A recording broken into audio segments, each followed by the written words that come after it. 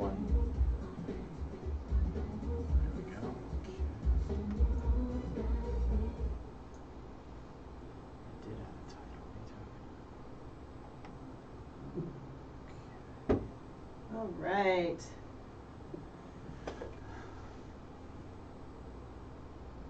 Hey everybody, welcome to Wild and Precious Optimal Living Radio Show. This is Dr. Lynn and Dr. Sam. And we are excited to be here today with our special guest. And because it's a very timely matter, a lot of different things that's going on right now as families are getting ready to transition our kiddos back to school, and there's a lot of unknowns in terms of scheduling still and the rhythm of everything. And I know that right now with the pandemic, there's a lot, it's always been high stressor and a lot of changes already that as adults we experienced, from financial situations to job, right? And so really excited to be able to talk about, just have a great conversation about that and have our special guest in to talk more. So a little bit about us for the first time that you're tuning in. We're both, Dr. Sam and I are both neurologically based chiropractors, and this radio show is to bring you resources and tools to help increase your health, your brain health, your emotional health, your body health for yourself and your kiddos. And so our special guest today is Ms. Rebecca Svatkoff, and she is a personal friend of mine, and we're both yoga teachers, and we met years ago, and I've always admired Rebecca in the sense of all the things that she's accomplished. She has 2 great daughters, and she also organized a conference called the Mom Conference. It was just in this process of watching her explore what it is that makes her thrive, makes her excited. And as moms, we lose that sense of identity as when we put our kiddos first. And so in that process too, I just really always admired Rebecca too, because she is also a soul care coach. So what that means is really being able to support her clients in finding what makes them thrive, what makes them happy, what makes them motivated, and being able to be aligned in their life purpose rather than just doing things for the sake of doing things. And so Rebecca has some really great tools, and I feel like her experience of being a mom comes in with a lot of great insight. And I've always admired, Rebecca, just how you have conversations with your daughters in terms of there's so much love, and there's so much still that I'm here to teach you because I'm your parent, but I can also talk to you lovingly in the same level and make sure that you feel like you're heard and you can express yourself. And both Sam and I our kiddo is just 3 years old, and I think right now we're very new into that parenting process. And today I feel it's a great opportunity for us to dive deeper into what it's like to have older kids and the reality of what parents are experiencing, and I think hopefully giving parents or listeners out there some tools. Anything to add to that, Sam, before we get started? No, let's get started. Yeah, perfect. So, Rebecca, if you could share a little bit more about yourself and what you do as a coach too, and we'll just start off with that. We can find you on Reba Eats Beats on Facebook, but tell us a little bit more about what you do and how you help help your clients connect with their soul purpose. I like to use lots of different modalities to get people to really connect and reflect on what and who they are. And so I like to use fat brushing, energetic healing, yoga, tarot cards, journaling. It's individualized for each person. Absolutely. And a lot of this stems from your own personal journey as well too. And when we met, I think your daughter was just your youngest one, your second one, she was just 1 year old, or if not younger than that. And you had kids earlier. I mean, I had Rivers in my 30s, and you had your kids in your 20s, and so and we know that So for you, how did being a mom shape you in your journey in terms of discovering parenting, and what type of tools did you pick up in the process to support your girls in their personal and helping them stay aligned with who they are? Communication. We had to communicate, to be reflective, and whenever I can express my own needs.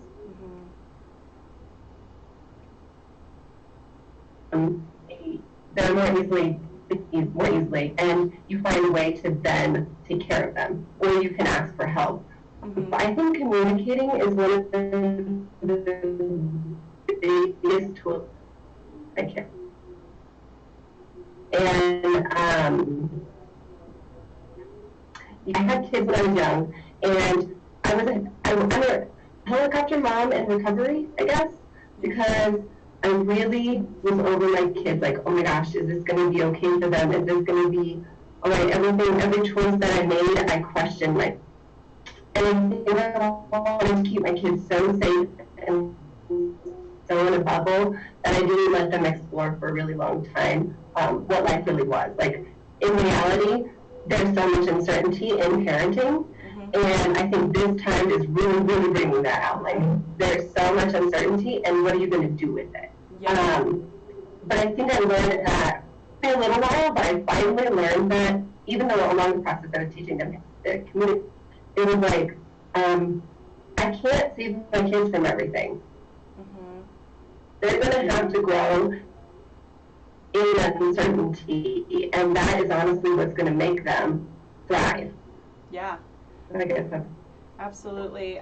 And so tying it into our current, right now I feel like parents are, even 2 weeks in or a weekend before school, they still don't really quite know. At least I've talked to a couple moms and don't know what the format of the school is, or there's this hybrid or online education, and then there's a slow transition back into hybrid, and then potentially a transition into back into classroom, but it all is always constantly in flux. So I feel like communication, like you mentioned before, is so necessary between parents, parenting, and at the same time even more necessary with kiddos too, with the unknowns. Do you find yourself, how are you having conversation with your daughters right now in this process? Like, what's the school situation like for you right now? Right now, we're not going to school we're not going back to school till October, supposedly. But I have my kids to expect to be home at least till January. Like, let's just set that expectation. Something might change, and that would be cool because we are excited to go back to school. I'm like, let's be a little bit realistic. I think the flux of, oh, we're going to school, you're not going to school, has been really hard for us too. So I said, let's just say probably be online, and what are we going to do as a family? And really plan. We each in home. I have an office, thankfully, because I can escape a little bit. But what do we each individually need to stay at home till January? And like we plan, right? Like each of us have individual needs. One of my daughters being with other kids. And she wants to be around, she wants physical touch, loves hugs, she wants to always be talking. And so like for her in this next however many months. My daughter is okay being by herself, and actually wants to be able to go on a bike ride by herself. She wants to be, well, she's 14, so she can do that. But it's hard for her to find that real, true alone time, even around the block, because her friends, she'll see her friends, which is nice, but having that time to just be by herself is really hard right now. Absolutely. So just, I guess, creating a family plan. Creating a family plan, yeah.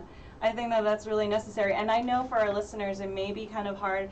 It could be either our station or with Rebecca. sometimes there's lagging. So I'll try to summarize some of the things, some of the things that Rebecca is saying too. But I think the key points that, I really agree is being able to establish, first of all, a reality check. The reality is we don't know what COVID is, how the pandemic is, what the timeline is for that. And then being able to say, well, realistically, if we can look at, let's just say, we're going to decide to stay home and school, then this is going to be till January. So in the meantime, what you're saying is to be able to, figure out the needs for both your daughters, and then from there see how we can support, how you can support your daughters in that process between now and January. So it's a little bit more of a plan. I think that that's really true too. I mean, on our end, even though our son isn't going to school just yet, there's still a lot of planning in terms of we're both working parents, and we're both trying to make sure that our son stays active in spite of our busy schedule too, and finding that balance. So there's a lot of planning behind it, and doing a reality check of, okay, we're not going to have a nanny for a long period of time, or the reality is one of us is going to have to show up to practice, and one of us is going to spend more time with our kiddo. And so being able to have that acceptance of where you're at, I think acceptance is a big key. And I think, just by you saying that, hey, we have to accept where we're at and then look towards January between that, I think that's really, really powerful. And anything to add to that, Sam?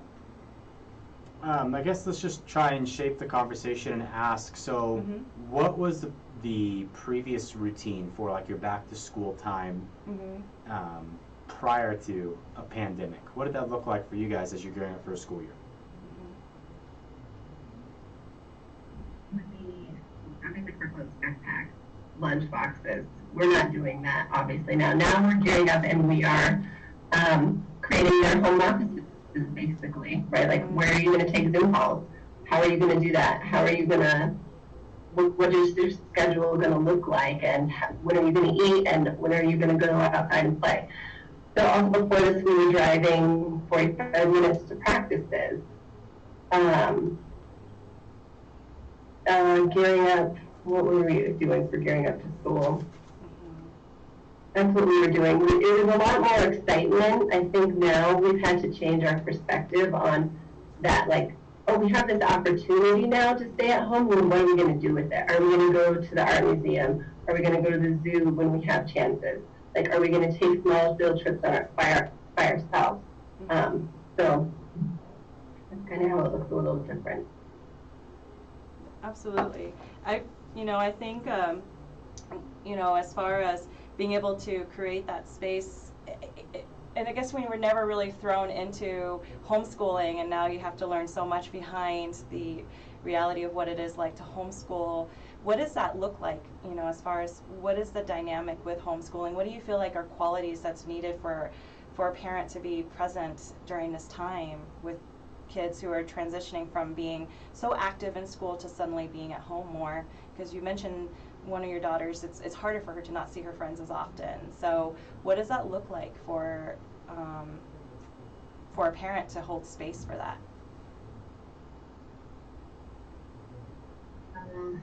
It looks like I have to have a lot more check-ins, I feel like. Like, how are you doing today at this moment? And what are your needs? And we've created, like, I think a lot of people have said, like, the pods. They have the little pods or little crews of kids that they're kind of hanging out with, or that they'll be doing some of their school work with in those small spaces. What does that look like? It's difficult because I've always sort of wanted to take my kids do online school so that I could take them places and do things, but those things are kind of even more limited now, so that we don't have that space. Online school it can be great though. Like, you get to wear your pajamas to school every day. You get to bring your kids snacks while they're at school, right? Yeah. So I think that I don't know. Online school is just an adjustment, and I think that in any new adventure, you have to be able to like get creative and be like, this is, like you said, this is where we are, so what do we do now? How do we make this the best we can? Absolutely. So for you during this time, utilizing some of your tools for yourself too, what does self-care look like for you first? Because in terms of, there's a lot of unknowns, so how are you able to still hear your own voice in the process? Because there's probably a lot of noise in terms of, well, this parent is doing that, now this parent is doing that. How are you staying clear in your own personal voice in this process? Like, how are you staying true to what you've intuitively are drawn to support your kids and yourself? Like, what does self-care look like? Going outside, going remote. I'm going to be in this area from this time to this time, or am I frozen? And you cannot come and talk to me. You're going to have to figure it out at this time. But there's that time to come back into myself and be like, what's right for me, what's right for my family. And maybe I don't know what that choice is. Like, maybe it's the wrong choice in the end. But is it really going to be? It's just to grow. And sometimes actually just making a choice makes you feel better. Like, just make a decision. So coming back into myself, going into nature, having alone time really is what validates what my decision is. Yeah. I think talking with other people that I feel like I know and trust their opinion, that always helps. Self-care right now is like eating well, not doing anything too crazy. I don't know, just the usuals, I guess. What are you doing for self-care?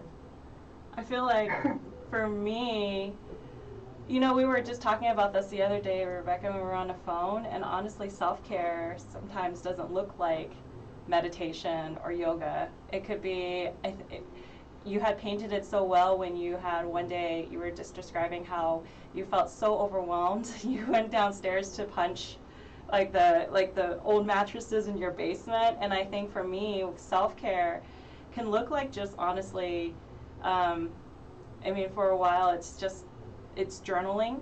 I love to write, but there's other times where I just Netflix, honestly, and I think it's just for a moment to be realistic and saying I just need to shut my mind off, and at the same time I will come back to what I have to do, but being able to just have some time and not be guilty about it, because I know that there's times when I watch something and I feel guilty and I'm beating myself up for it, but it's really just being able to say I just want to be a kid too.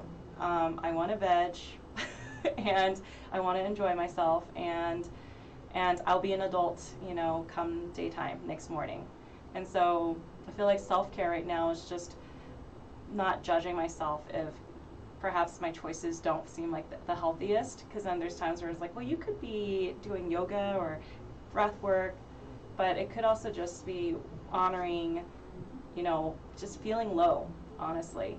And I think that's what self-care is for me. And every day is a little bit different, but other aspects of self-care I feel like is just even washing my face, or even taking a time in the morning that I'm brushing my teeth and I'm just enjoying the fact that I'm brushing my teeth. It's just like this, being able to take advantage of the fact that I'm washing my face and it feels good, and it's just that little moment of pausing where I don't have to take care of someone else, or I'm not rushing off to anything, and it's just at that moment I'm taking care of my body, and that reminder of this is self-care too. Even if it's ordinary, it's self-care. So I feel that those little things that I do, and taking the ordinary and turning it into this is for me, then all of a sudden it shifts as well too. What does self-care look like for you, Sam? For me, it's just really paying attention. So, you know, I've been, for everybody that doesn't know, I'm now in the second week of doing the 21-day metabolic reset through standard process, and it's brought a lot of perspective of my nutrition and really dialing that in to be really, really clean.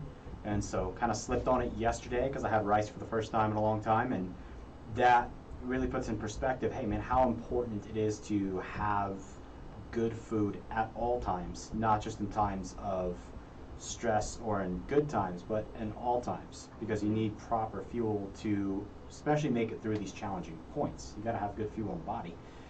And then also, again, like the Netflix thing, if I want to shut my mind off for a little bit, I can do that. But it's also, again, being an adult and setting boundaries. Yeah. So I'm not going to go binge an entire season and spend all night, not sleeping and watching a TV show. It's, look, I'm going to give myself an hour to do this, to step back and just disconnect.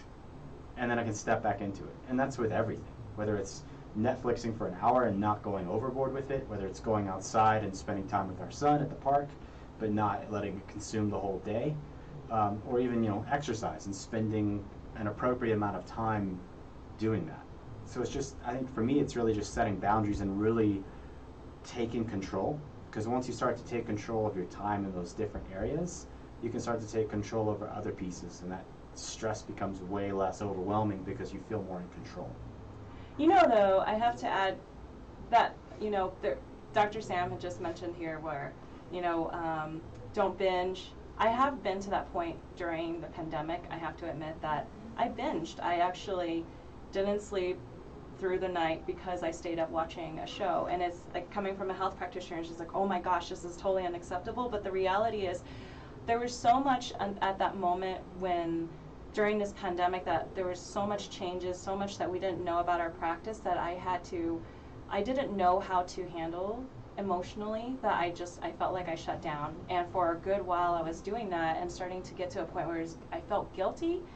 But then I feel like that there's a lot of parents that may know, like, I know it's healthy for me, but I'm not doing it. And sometimes maybe we have to do things until we feel the pain of it, and then start to go in deeply and ask, why am I doing this?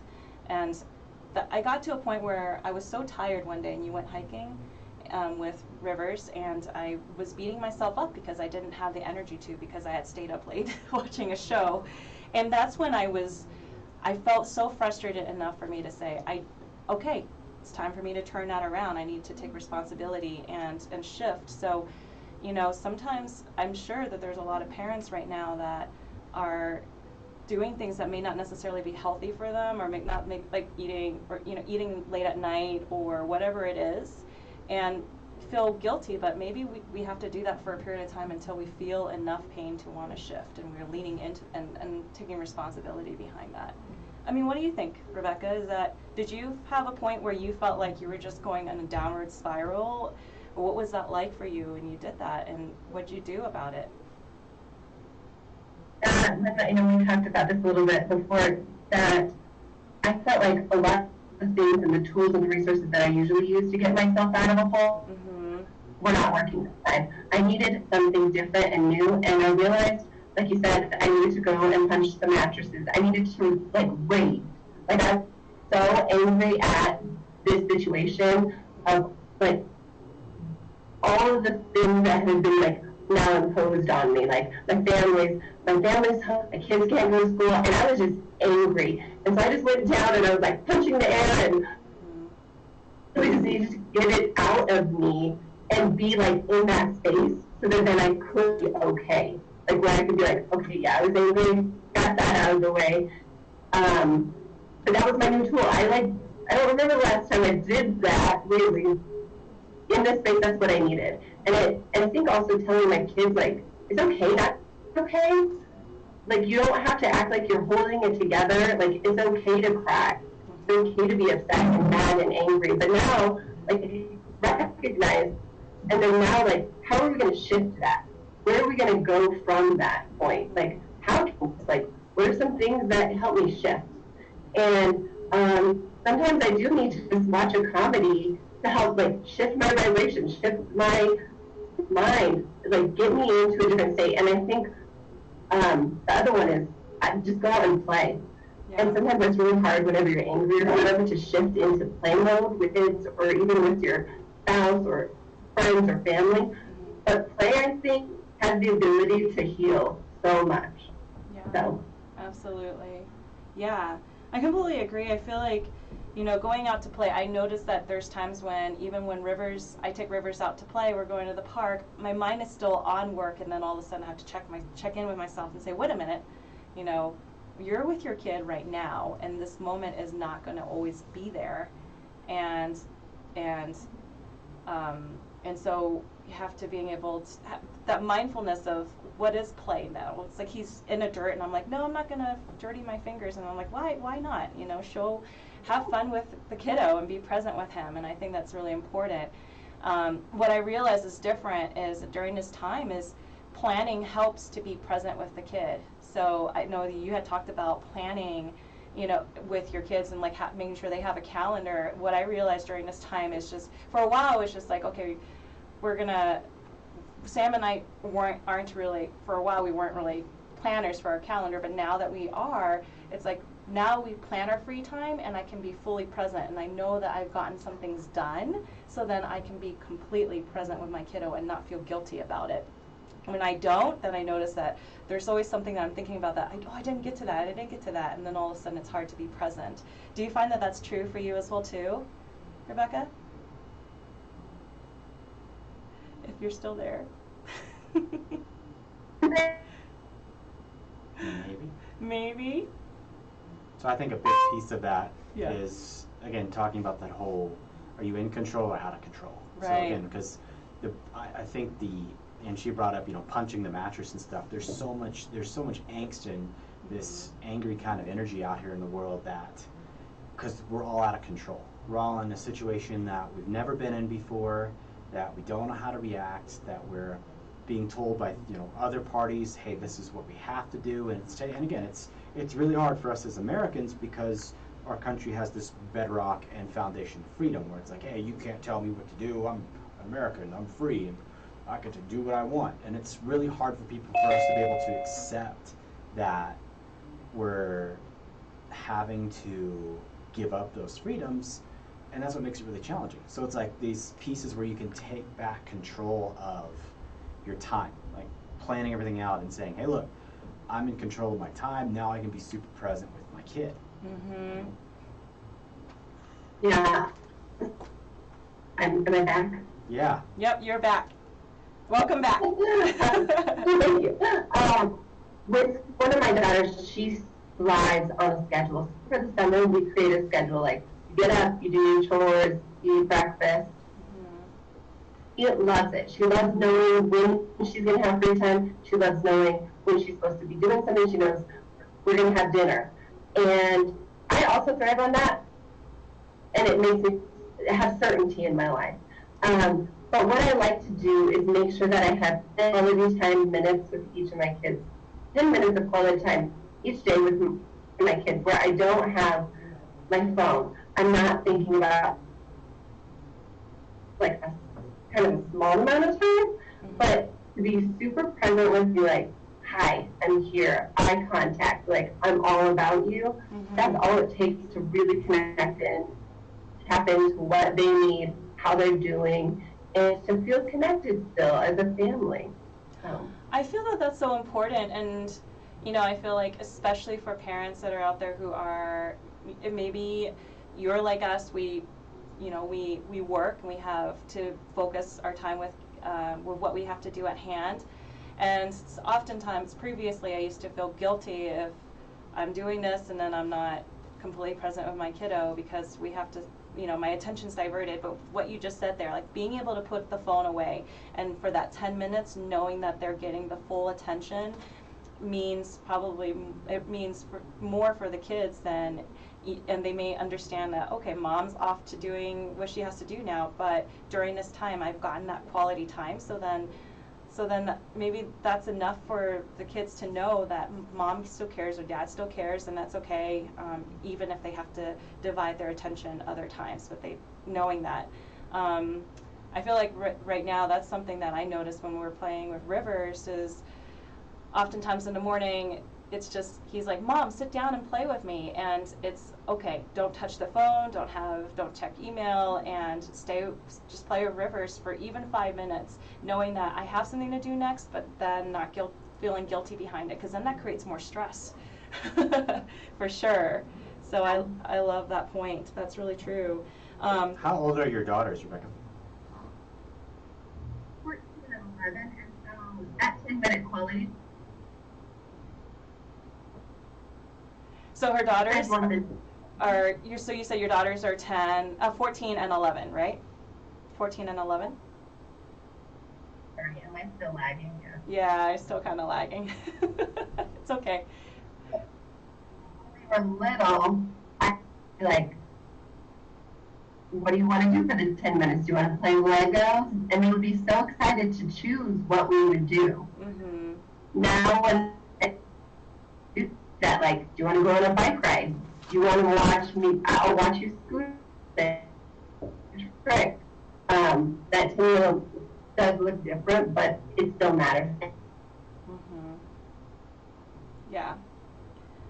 So for our listeners out there that are, tuning in and wanting to know more about how to cultivate resilience during times of stress with your kiddos, I just want to be able to summarize, and feel free to jump in, Dr. Sam or Rebecca, if I'm missing anything. But to really, first of all, there's a lot of unknowns, so creating some control during this time is to create a plan, to be able to set really what, being able to accept the reality. I think part of it is sometimes not being able to accept the reality of the situation, and instead we have emotions towards, I can't believe the school district is doing this, or I can't believe the teacher is doing this, or I can't believe this is the situation. And we have to acknowledge the anger behind that, and at the same time it's really important to learn to find acceptance behind the situation, and then you can take control and start to make necessary plans.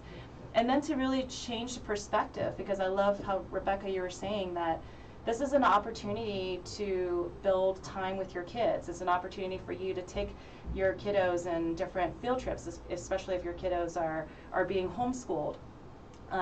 This is an opportunity to maybe learn to use the technology better. Or for students who are going to school, this is maybe an opportunity for them to learn to deal with the adversity that may show up when they're going to school, and social distancing too. And on top of that, being able to set boundaries as parents for our own personal time, and being able to give kids the permission to set their own boundaries as well, and to ask for needs, or to be able to share their needs so that we can better support them. So those, am I missing anything so far? Is there anything that you'd like to add, so we can just kind of summarize for our parents out there?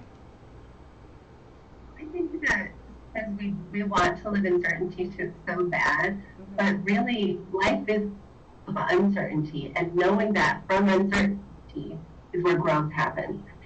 And that's where a lot of adventure can happen. And that can be the most amazing gift for you in your life. And I think that's where the perspective shift can be. It's like, this can be a gift, or you can choose to make it something else. What are you going to do with it? How are you going to handle this with whatever situation you're put in? Because we have a lot of new situations that you still have a choice a lot of the time. How creative can you get? How creative can you get with your family? And I think we both talked about this has created a lot of growth for all of us in what do we actually want to do with our lives? Do we like this new lifestyle? Do we like being at home more? Can we find different ways to play soccer instead of going 45 minutes to soccer practice? Yeah. So I think it's a great time for reflection. Yeah, absolutely. Yeah, and speaking of reflection, I'm curious because, for us right now with Rivers being 3, he's really getting to the age where he's super observant and kind of really, his mirror neurons are firing, so he's mimicking everything that we're doing. So I'm curious with kids that are a little bit older, that are now at home a lot more, have they started to maybe call out certain patterns or habits that you haven't been aware of? And you don't have to give examples, but just have they noticed things like, hey mom, why do you do this? You're like, I never noticed that I did that. Yeah. Oh my gosh, I'm glad you brought this up, because just the other day, my 14-year-old likes to use things back on me all the time. I'm looking at her cell phone usage. I'm They're like, oh my God, you have been on here for X amount of time. And she was like, well, Mom, you know that we mimic things that our parents do. Oh, ouch. And I was like, oh, well, let's go look at my time, because we can see our time on our phone, right? Like, what app am I using? What am I doing? And I was like, okay, you're spending half, like, phone than I am. So I don't know if we can use that comparison, but still, it's like we're on our phone so much, looking, checking, and that's a big thing for. Are they on games, TikTok? But another perspective shift might be TikTok has really been dancing, and she does all the other things that TikTok can be really great and useful. My younger one loves to play Fortnite, and so she can talk to her friends over, it's like she's not going to talk to them on the phone, but she'll talk to them during Fortnite. Technology can be a great tool, but in moderation. And what does the moderation for your family look like? So yeah, they have brought forefront a lot of the things that are like, Mom, go take care of yourself and go be a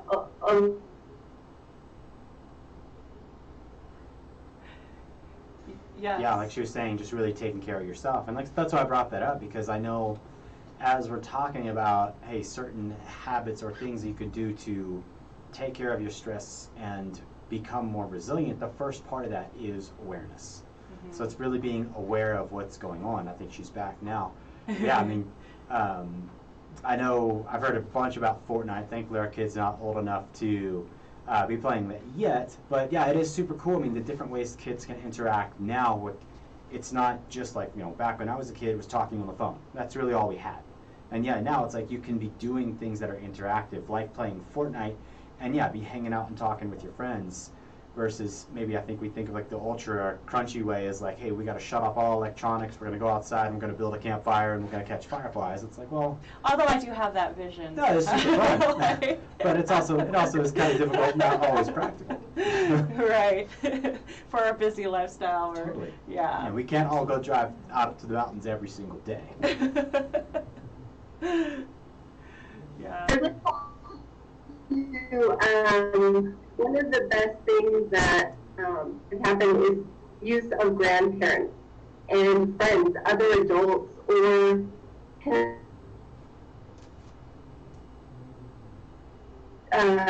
my parents playing Fortnite with my dog. We talk to each other over the phone, and it has been the most fun thing for both of them. So get creative, and also the people that you have. And there's so many people who are wanting a support system part of your. So what she's saying, for those that can't keep up, is she's saying you're bringing in other people, like grandparents, or if you just like, hey, can you read this? Just give them a call. I know I might have froze, but yeah. So she's saying bring in like grandparents, or bringing in like aunts, uncles, those kind of people to also be able to interact with your kids. Like, hey, get uncomfortable. If you're like a person who doesn't know how to use technology, well, guess what? You're shuttered inside. It's time to learn how to use it, because it's 2020. You got to be able to keep up. You can't just be antiquated with your rotary phone, sitting at home with no electricity and your candles, reading books all the time. Like, it's keep up and play with new things and learn, and it keeps your mind fresh. It keeps your brain still active because you're learning new things, and that's novel. And I think that's also important to acknowledge too, that some families are like satellites. So grandparents may be living out of state, and like you were pointing out earlier, Rebecca, is just the fact that technology can offer so much gift, and still being able to stay connected with those that we're not necessarily close to.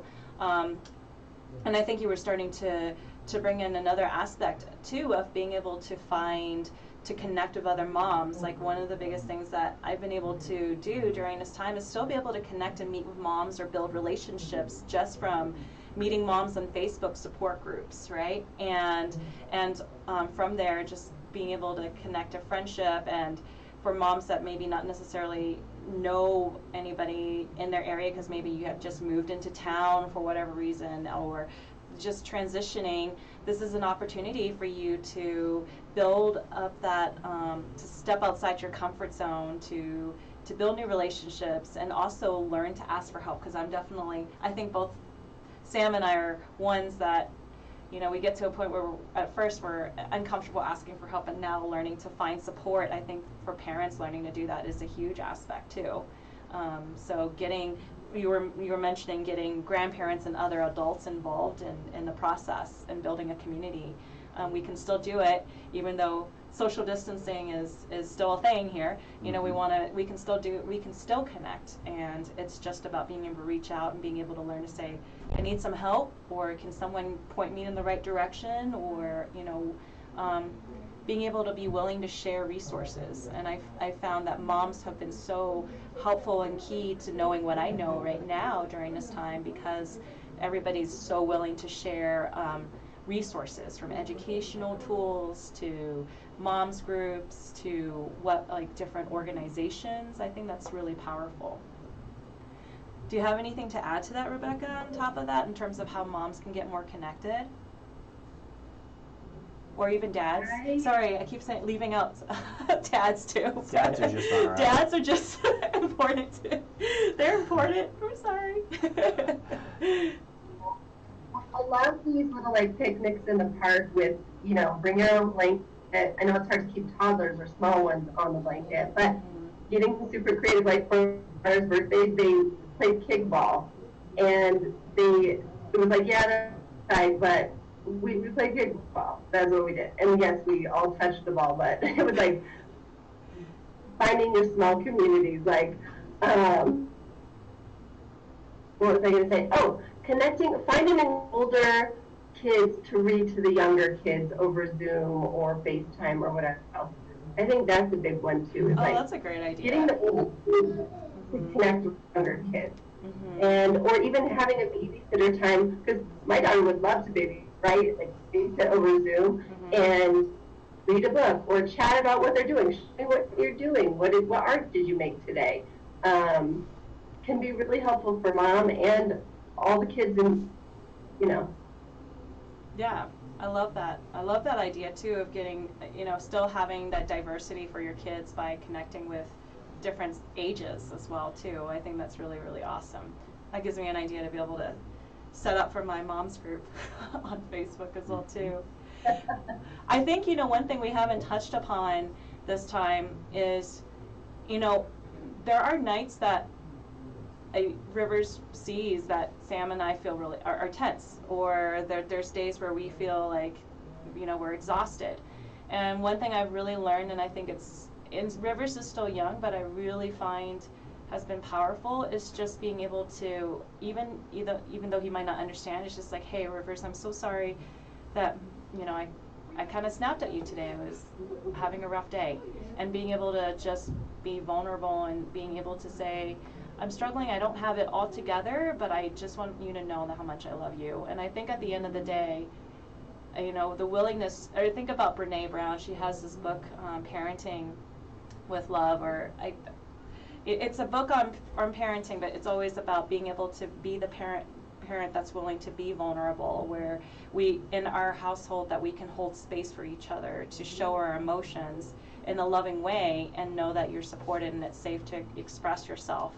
And especially now with the pandemic, no matter what the decisions are, no matter what the dynamics are around school or kids, I feel like it's important that it comes back down to parents first, that we're continually doing the self-care and the self-work and being able to be honoring of our own feelings and our emotions. What do you think about that thought, Rebecca? I think that has served us well in my family. I was angry 3 days the other day, and I was just not a happy person to be around.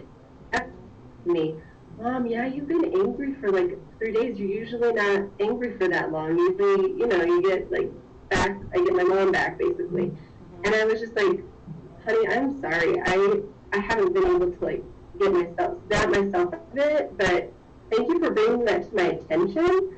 And now what can I now do? And just even her bringing that up to me in the sweetest way, like, Mom, you usually aren't mad for this long. Like, what's going on? It was like, we could have a conversation about it, and I could be like, own up to it, because I was mad, and I was mad at, and so it was like, I don't want, I'm sorry that I said those things or snapped at you, and please forgive me. You know, I'm only human, and I think it's great for our kids to know that we're human and that we're not like never going to be mad, we're never going to be sad, because that's not a true thing. We're going to be that, and I think them seeing you overcome those obstacles is what our kids need. They need to know how. Yeah, absolutely. And I think part of it is too also, it's great that your daughter even just felt comfortable enough to say, hey, you seem like you're really, you know, you're kind of struggling, Mom. Like, to have that relationship where it's, Mom, you're kind of look like you're not doing so well. Like, I feel like growing up, I didn't necessarily have that form of relationship to say, Mom, you look mad. Like, it was obvious, you know, and you just kind of like hide somewhere or just kind of do your own thing and just hope everything calms down. So I think the fact that when you early on in the show, when you talk about communication has been so key for you and your daughters, to the fact that now that they're comfortable in coming to you and just being able to empathize with you is a reflection of, I'm sure, your ability to empathize with your kids as they're going through their own struggles too, that you can share that. So I think that's awesome. Yeah. I think one of the things that my kids know is non-negotiable in this house is talking. Like, yeah. Yeah, but I mean, how cool is it? Hey, you're talking about. I mean, for us, you know, for those that don't know us personally, like, our kid is with us pretty much everywhere, so he sees everything. Even when we're having a fight or disagreement at home, it's like he sees those things. And one of the big emphasis that we've really tried to do is if we're fighting in front of him, we have to make up in front of him. We have to show him that there's a resolution to the fight, because otherwise it's like all they see is a fight and they don't see anything else. Yeah. And it's like you don't see the resolution to it, you don't see the apologies. And like, you know, Lynn has commented earlier and saying, you know, hey, I'm really sorry, Rivers, that, you know, I snapped at you today, it's just been a rough day. And acknowledging to your kids that we have rough days as adults. You have off days. And we all have days where it's like, I'm not on my A game, or I'm a little bit short with you, and just apologizing later and saying, hey, I'm really sorry for how I acted, please forgive me. And even at a young age, trying to instill that look, that's okay, as long as you can apologize, and then again, learn from that mistake and not repeat it. Right, absolutely. And yeah, the big thing for us has been able to show our son that Mom and Dad can still fight, and yet we can still come together and work through things, and we still care about each other, even though there's, you know, we have our struggles. And I think being able to be vulnerable in that aspect has been really powerful for us. So yeah, so hopefully, you know, by the time Rivers is your girl's age, when he's 11 and 14, you know, he'll still feel comfortable in being able to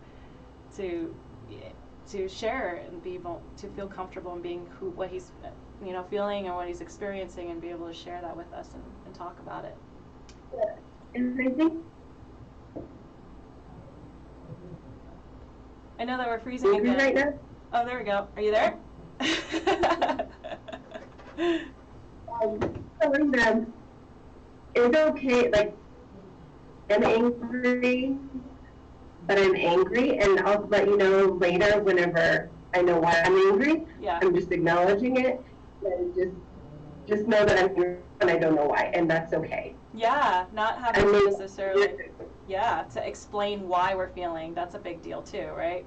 Sometimes we just feel awful, and yeah, that's a big deal to just giving them space. I think that's a big thing too with pandemic is supporting our kiddos as they're going back to school, that there are days where they're uncertain about whether they're in classroom and there's new policies with wearing masks, I would imagine, or even just how the typical day would look. And I know that teachers are doing the best they can to support parents and kiddos and making students feel comfortable. But I think to begin with too is just establishing and saying, hey, if during this time, if just checking in with the kiddos and saying, how are you feeling? What are you needing? Are you liking the school? Like, what's going on? And really trying to learn more about what your kids want too. Maybe they say, I really enjoyed being at home versus I'm not certain about going to class right now. Or I love going to class, but I don't really want to be at home, and maybe finding options, even though school has started, to fit those needs. Because I think kids will tell us, I imagine the older they are, they'll tell us what they want too, and being able to find ways to honor that is important too. Well, I will tell you, my 14-year-old is starting to not want to tell me. Oh, okay. And so how do you navigate around that?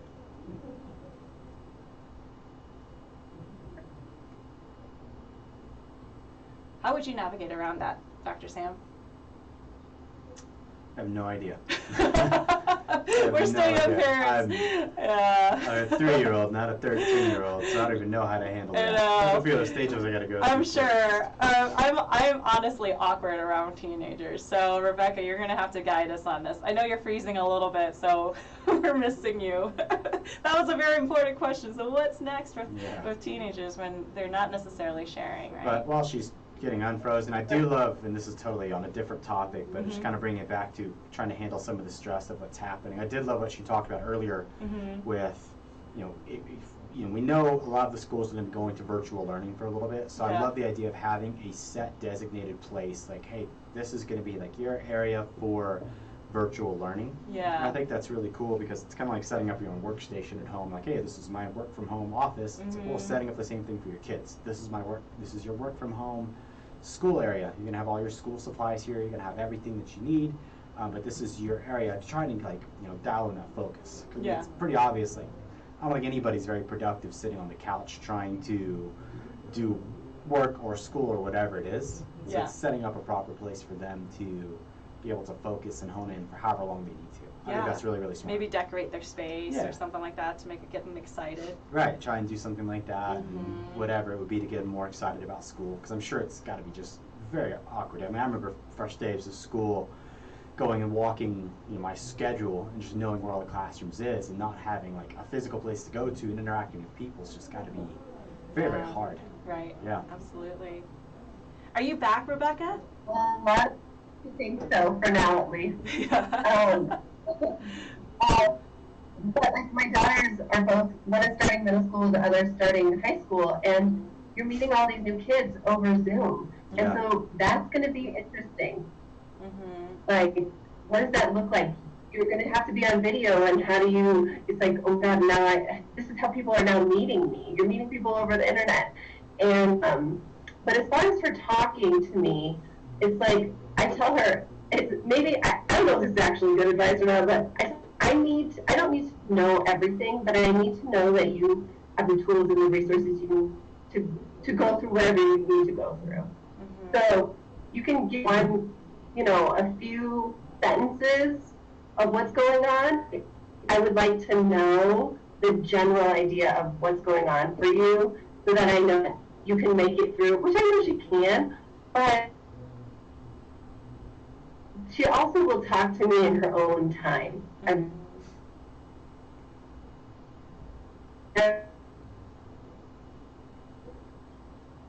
So I guess what Rebecca was saying is, for those of our parents who have teenagers that are in middle school or in high school, the biggest thing is, I get around teenagers and I'm still kind of figuring out with some of our practice members, but part of it is what you were saying, Rebecca, I think is really about being able to let them know that you're there, and at the same time being okay if they don't want to come and talk to you, because it's an opportunity for them to work things out on their own too, to maybe solve their own issues or solve their own worries or stressors, and trusting that they already have the tools and capability of doing that.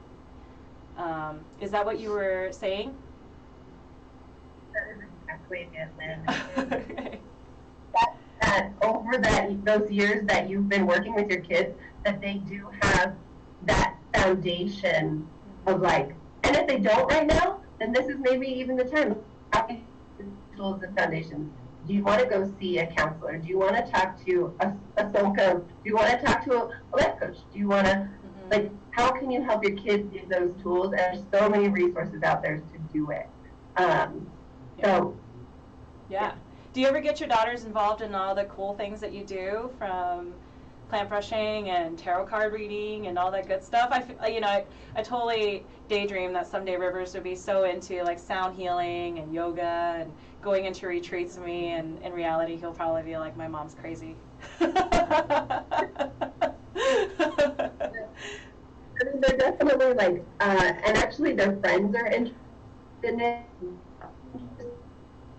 And, I just kind of let them go in and out of, oh, I want to try this, Mom, or, oh, I want to take a card today. And sometimes they're not interested, of course, but.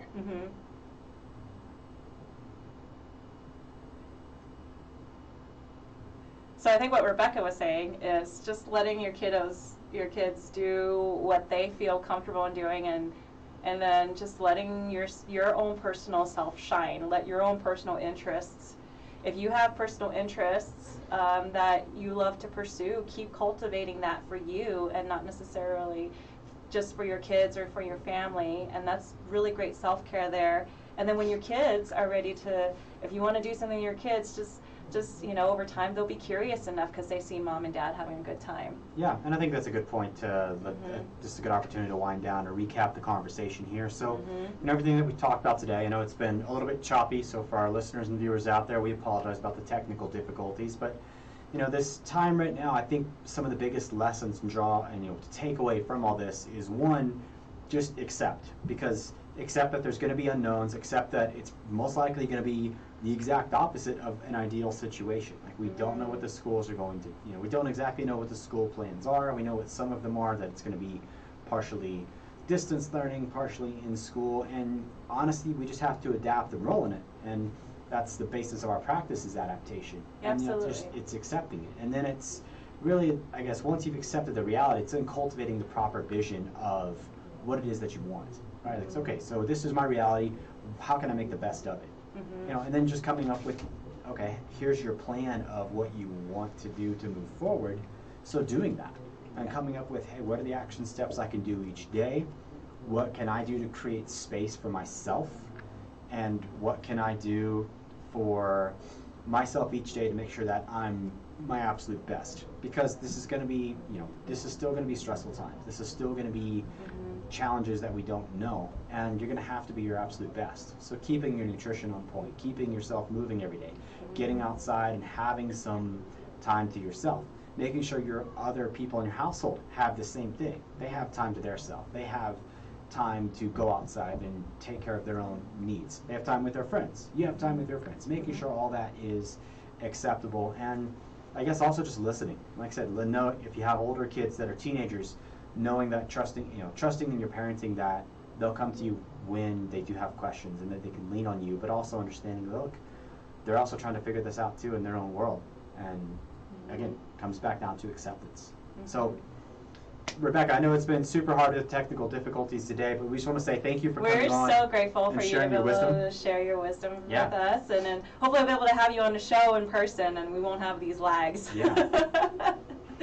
And so thank you for our listeners, and we really are grateful for you. And the question that we have for you, as always, is tell me, what is it you plan to do with your one wild and precious life?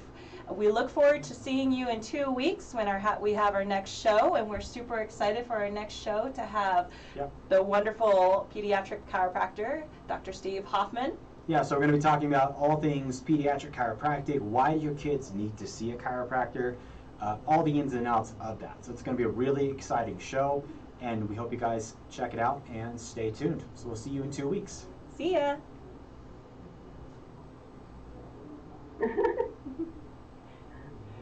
So. Oh, hi guys. I think I actually can talk to you now. Yeah, oh my goodness. I know, right until the show was over. I know, internet is crazy. Still live. Oh. Well, now come in, and we now know that this is not optimal. Yeah. We just have to I'll see you later, Lynn. I'll text you. Okay, sounds great. Take care.